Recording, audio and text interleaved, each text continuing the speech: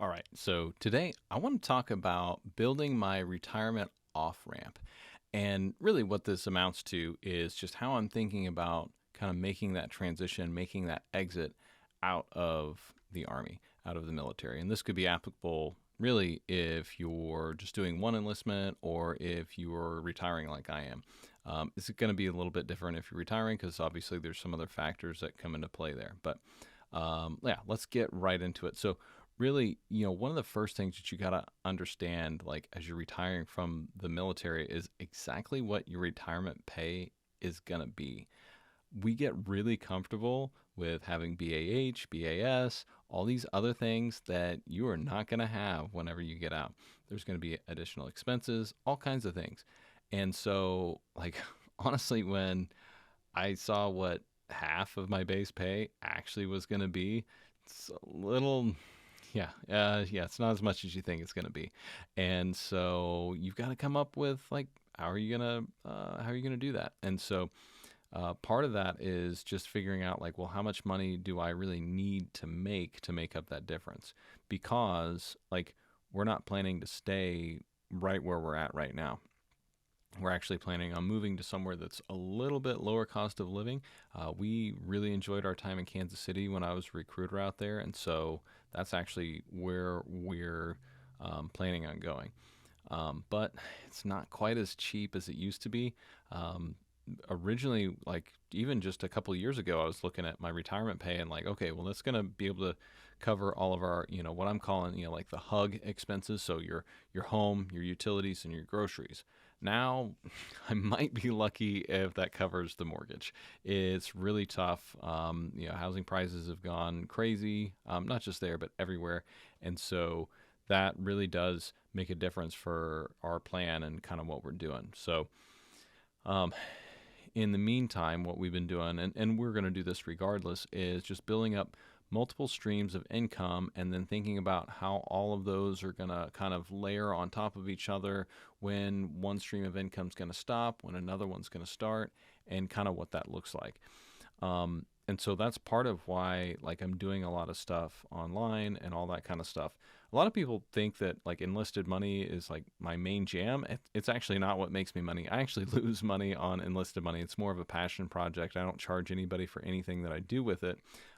Eventually that'll change, but I have another business that I do paraplanning and content writing in. Then that's my actual business that that I make money in. And so in theory, when I exit the army, then I'll kind of dial that up a little bit and be able to do that. So we have that money coming in, but also too, once I exit the army, then my wife will actually be able to get a job again. So we're planning on me being the stay at home slash work from home dad. I figured out in COVID that I actually really like that.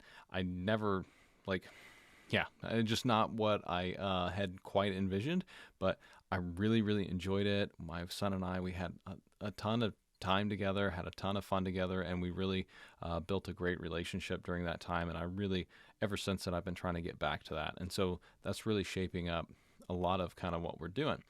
Um, so, with my wife reentering the workforce again, then we'll be able to kind of help offset that a little bit. However, we don't know exactly what that looks like yet, exactly when we're going to get back, get moved back and settled and all that. And so we're doing a couple other things to kind of make sure that we're setting ourselves up. So one of the big things that we've been doing that I think is going to be really helpful is we've actually created a whole separate checking account. Well, actually, it's a taxable brokerage account that we've set aside so that that's just our transition fund, and we've been putting just a little bit of money away in there every month for the last couple of years. And so it's going to be a little bit, maybe not quite as much as I was hoping, but it's definitely going to help out. Probably have a couple 3 months of pay in there, and so that kind of helps out with that transition because you'll have a little bit of a gap. Like when you exit service, you'll have a little bit of gap from when you get your last active duty paycheck to when you get your first retirement check. So it's really important. The other thing we're delaying any like major purchases. Like I really I need a different vehicle, or would really like to have a different vehicle. The 2010 Malibu is, yeah, I don't know. It seems like there's always something with it, and it's just, I don't know. It's not my favorite car, but it gets the job done. So eventually I want to get a new truck, but we're waiting until I retire before we make a big purchase like that. So we've got some other additional cash on hand, because we also put money into a savings account every month in the vehicle fund just for that. The other thing, we're going to try and leverage doing skill bridge, leave, all that kind of stuff in order to get moved and get in place while I still have some active duty paychecks coming in. If you're going to exit and stay right where you're at, that might not be as big of a deal. But for us, it really is, because yeah, it's really hard to get a job with what my wife wants to do.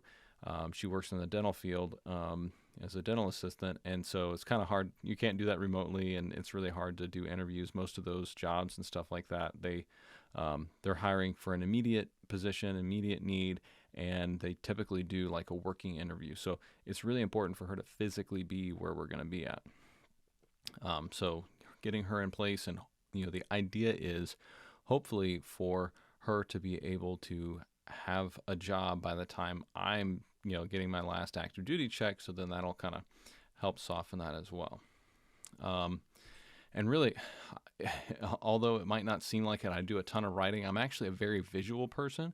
I'm just not that skilled with getting all the visual stuff like out of my head and into the world for you to see. But yeah, so I kind of created a graphic to try and kind of look at what that looks like the layers and all that, so kind of like everything leading up to retirement, and then everything, after retirement. And so kind of thinking about how am I going to fill the gaps, which streams of income are going to start where, and will that be enough to live the life that we do now? Luckily, we have a pretty high savings rate right now. And so if we needed to, we could shut down some of the savings and things like that, and that would lower our expenses pretty significantly. So that would be pretty help. But yeah, but basically, you just got to plan for kind of what that's going to look like based off of what your estimated expenses are going to be. And, unfortunately, there's just a lot of unknowns. I don't know exactly what kind of job my wife might get. I don't know exactly like what I might get for VA disability. I'm kind of planning without, like assuming I'm not going to get anything. After 20 years in the military, there's bound to be something, but whether or not it crosses that 50% threshold to get a separate check, I don't know.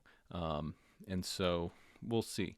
And then the other thing too is, like if there's other income, maybe I'll take on a part-time job. Both of us have the ability to take on substitute teaching jobs, stuff like that. So we might end up doing that kind of as a worst case scenario, because I can actually do some of my writing and things like that while I'm sitting there just making sure that the kids don't hurt themselves. But we'll see. We'll kind of see what that looks like. But